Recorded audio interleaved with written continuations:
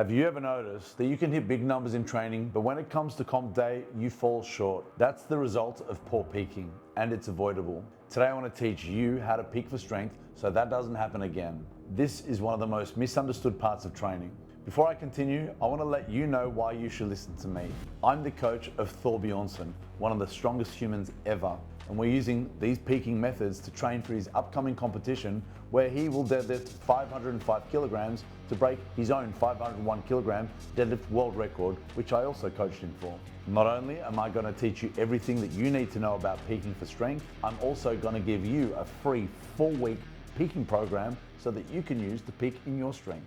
Peaking for strength is about one thing: turning up on game day and performing at your absolute best. It's the final phase in a structured training cycle designed not to build strength, but to express it when it matters most. Whether you compete in a strength sport like powerlifting, strongman, or Olympic weightlifting, or in a non-strength sport such as martial arts, rugby, or track and field, the principle remains the same. Peaking allows you to reduce fatigue, sharpen your specificity, and deliver your top performance at exactly the right time. The reason we can't peak for strength all year round is because the way that we train to build strength conflicts with the way that we train to peak in strength. The most effective way to build strength is to train with loads at or above 80% of your 1 rep max. When combined with the right rep ranges, this typically falls between 1 to 6 reps. Although the 1 to 6 rep range can all be used to build strength, my preferred range for strength development is 3 to 6 reps. The 1 and 2 rep ranges are more fatiguing and don't allow for sufficient training volume, which limits their usefulness for strength development. I reserve those lower rep ranges for skill acquisition and peaking. Research and my own personal experience suggest that 6 to 12 sets per movement pattern per week is ideal for building strength. This is slightly lower than the recommended sets for building muscle because the weights being used are a lot heavier. Combining heavy weights with high volume is too fatiguing and makes it hard to progress. But even though the volume is reduced during the strength phase, it's still too high for a peaking phase and will interfere with your ability to express your true strength potential.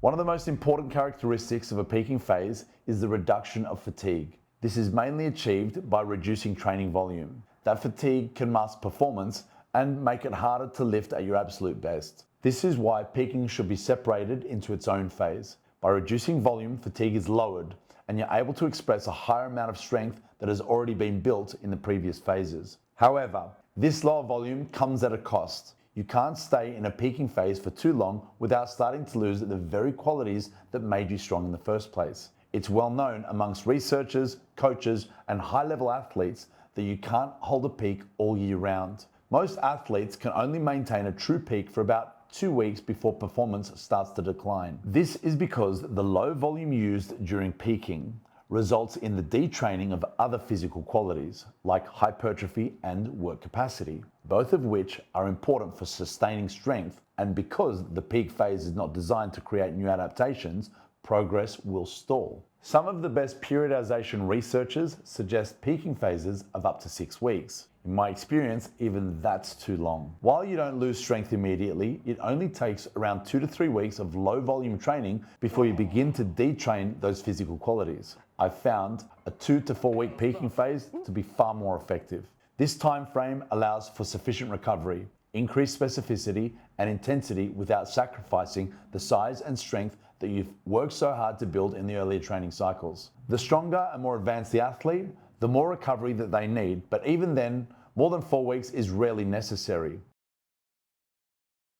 My preferred strategy for peaking involves a structured and gradual reduction in training volume, combined with a progressive increase in intensity. This means over a 4-week peak block, I don't drastically decrease the volume immediately. It's gradual in an attempt to avoid detraining the muscle mass and work capacity that we work so hard to build. Here is a great way to set up a 4-week peaking plan to factor all of this in. Week 1 is 4 sets of 4, week 2, 3 sets of 3, week 3 is 2 sets of 2, and week 4, the final week, is 1 set of 1. Each week, volume is reduced, intensity is increased, and the lift becomes more specific to the competition. This method provides a smooth and effective transition from training to peak performance. As the peak progresses, accessory works should also be reduced and even removed entirely, especially in the final 1 to 2 weeks. If included, accessories should be low fatigue, isolation style movements that don't interfere with recovery. I include low fatigue, joint health movements that support injury prevention, such as face pulls, external rotations, or loaded mobility exercises. I could also factor in low cost isolation hypertrophy exercises like tricep pushdowns after bench pressing, leg extensions after squats, and hamstring curls after deadlifts. These movements help maintain some muscle mass without adding unnecessary fatigue. So remember, maxing out or lifting heavy all year round is fun, but typically not sustainable. Everyone wants to feel strong all year round, but staying at your peak comes at a cost, and that cost is often your long-term progress. This is exactly why periodization was created, to separate training blocks into different phases, develop different qualities at the right time, and bring it together on competition day when it counts. So now you know my take on peaking, and if you haven't already, click the link in the description to get your free 4-week peaking program. See you next time.